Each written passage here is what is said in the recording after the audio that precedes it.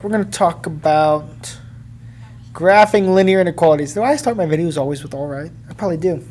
Oh well, I guess I'll have to try and fix that. Inequalities, first off. When graphing them, hopefully you remember, because we did this in Algebra 1, you graph it like normal. So I do my cover-up method. So I'm going to ignore the x. 4y times what would be equal to 4? That would be 1.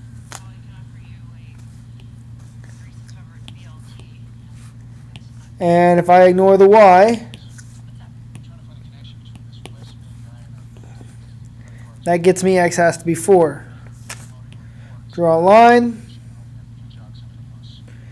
This is what the usual graph would look like. Ooh. Sorry, that's a horribly unstraight line, but you get the idea anyways. I'm going to erase, sorry, put that back. I'm going to erase my white spot here. Okay, but we need to talk about the inequality part, right? Notice there are obviously two different inequalities, the greater than, less than, greater than equal to, less than equal to. I guess there's 4 technically, but there's 2 different parts. We have the equal to and the not equal to. To do the not equal to, we change a line to a dash, kind of like it has holes in it, because that line is not actually part of our solution. Oh, I need to set a timer again. Crud. Let me set the timer so I don't go too long over. Let's go there. So not equal to are dashed lines. Equal to are solid lines. I like to think of it this way, you can look underneath. Empty spot, open spots. You wouldn't actually put the circles, but I'm going to put them there because you can see there are open spots there. If there's a solid line, it gets a solid line. To note, I've had many people just write dashed at the end, which is fine. That way, in case you draw, it's easier to draw a solid line. Then you put dashed, so I know that that line is dashed. Then we have the shading part. To do the shading, the easiest way is to pick a point not on the line. So the easiest point to pick is always 0, 0 if it's not on the line. So I plug 0 in, and 0 plus 4 times 0 greater than 4. So we're 0 plus 0 greater than 4. That answer is no, that is not greater than 4, right? So you do not shade on that side of the line. You have to shade on the other side. If it's true, you shade towards. False, you shade away. So true equals towards. False equals away. Right? Great.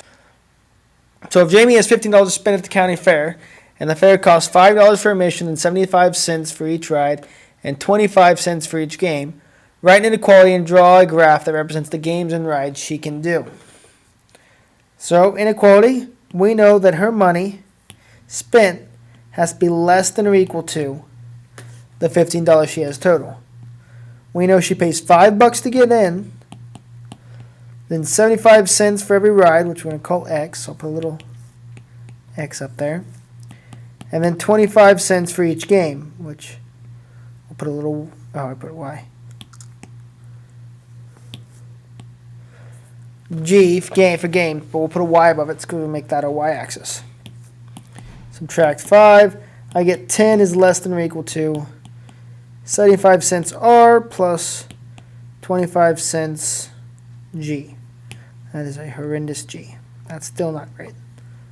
Dun, dun, dun, dun. Great. So then we do cover-up method again. Once again, I'm just going to white it out because we literally ignore one at a time. And 10 divided by a quarter is 40. So let's just go by a scale of 5. So I'm going to say this is 5. Let's do a different color. Let's do 5, 10, 15, 20, 25, 30, 35, 40. So I'm going to put a dot right there. Then I'm going to do the same thing over here. I didn't think about the fact that it's going to erase the whole thing. So let me just put the 75 cents back in there. And 25 cents goes away. 10 divided by 75 cents. Doesn't work out clean, but it's okay. It'll be what? 13 1/3, I believe.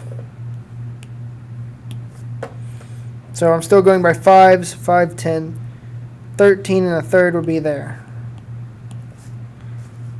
Draw a line. And word problems are easier because you can just think logically. If we know we're less than, where is that going to be in there? It's going to be in the bottom portion because that's where less than is.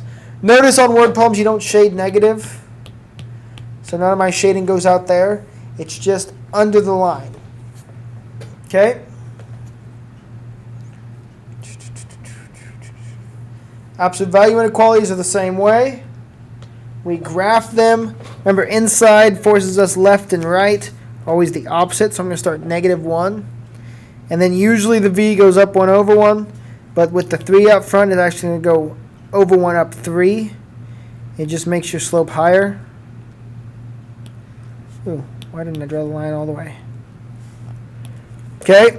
Then once again, the easy way when it's not a word problem where you can easily see it is to pick a point not on the line. Is 0 greater than...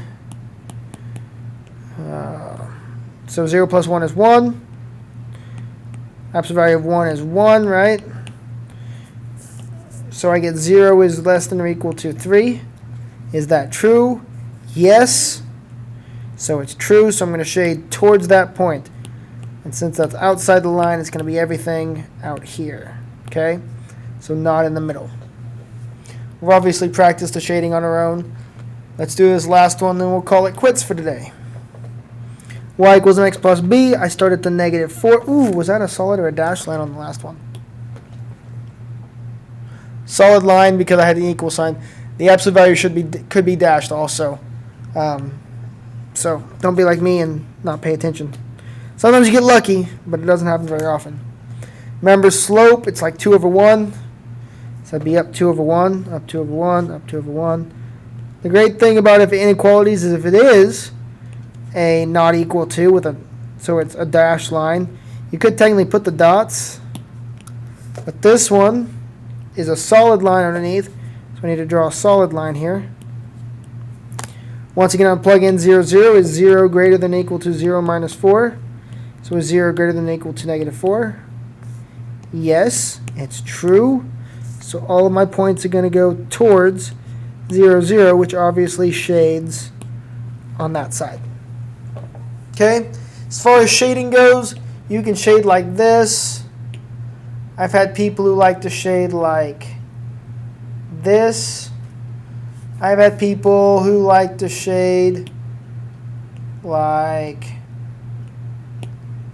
this, where they just draw a line. Actually, if you're going to do lines, please go perpendicular to your graph, or at least in a different color. That way it's easier to see. But that's how that works. So we will do this in class. We are done. Nice short video. Have a good evening, and I'll see you soon.